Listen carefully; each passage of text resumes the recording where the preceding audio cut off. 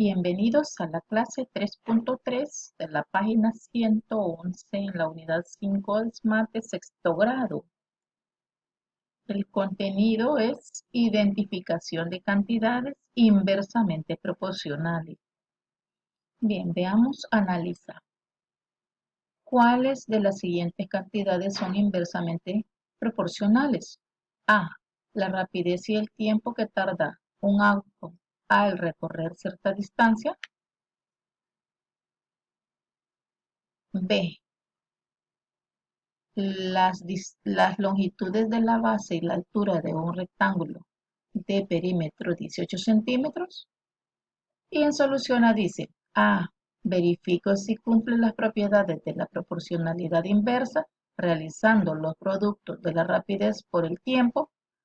Por ejemplo, para la rapidez 5 kilómetros por hora y el tiempo 16 horas, el producto es 5 por 16, 80. Entonces tenemos acá la rapidez representada por X, el tiempo por Y en horas y el producto X va a ser multiplicado por Y.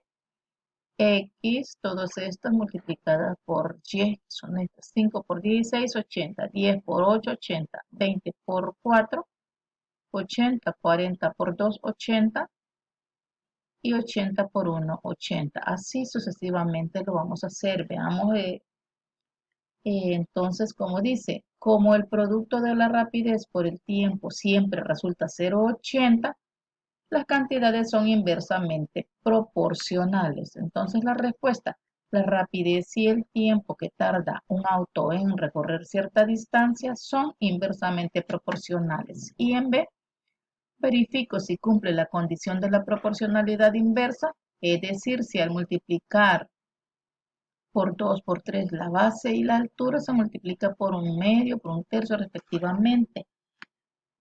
Entonces la base, todo esto, altura, y multiplico, por ejemplo, el 2 por el 2, 4, el 2 por el 3, 6. Ahora, el 7 por un medio, 5, el 7 por un tercio, 3. Entonces, para responder, dice que si nosotros multiplicamos esto por esto, vemos que está tachado. Entonces, eso significa que al multiplicar por 2 o 3 la base, la altura no se multiplica por un medio o por un tercio. Por tanto, las cantidades no son inversamente proporcionales. La base y la altura de un rectángulo de perímetro 18 centímetros no son inversamente proporcionales. Veamos, comprende. Dice, para identificar si dos cantidades son inversamente proporcionales, se puede verificar una de las siguientes condiciones. Una de estas. Y la primera dice, cuando una de ellas se multiplica por 2, por 3, por 4 y mucho más, la otra se multiplica por un medio, por un tercio, por un cuarto y más, respectivamente. Y en la otra dice, el producto de las dos cantidades siempre resulta un mismo número. Proporcionalidad de la propiedad de la proporcionalidad inversa. Ahora, en resuelve dice, identifica si las cantidades son inversamente proporcionales colocando un cheque. Si las cantidades son inversamente proporcionales o coloca una X. Si no lo son, y justifica tu respuesta. Está en A, el número de estudiantes para una excursión y el costo de pasaje por estudiante. B, el número de chocolates de Julio y Mario al repartir 8 chocolates. Están acá. C, el número de gallinas y la cantidad de días que dura el alimento en una granja. Veamos el desarrollo. Dice en solución de algunos de los problemas. En A dice el número de estudiantes y el costo del pasaje por estudiante. El número de estudiantes es este. El pasaje, si son 5, esto. Y así.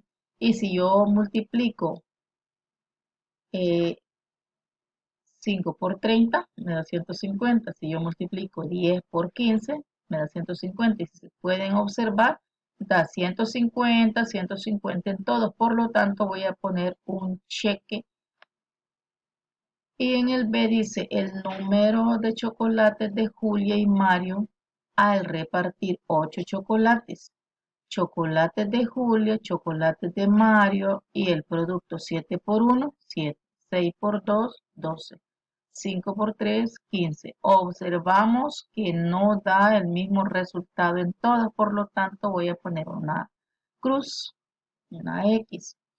Y en el C, el número de gallinas y la cantidad de días que dura el alimento en una granja.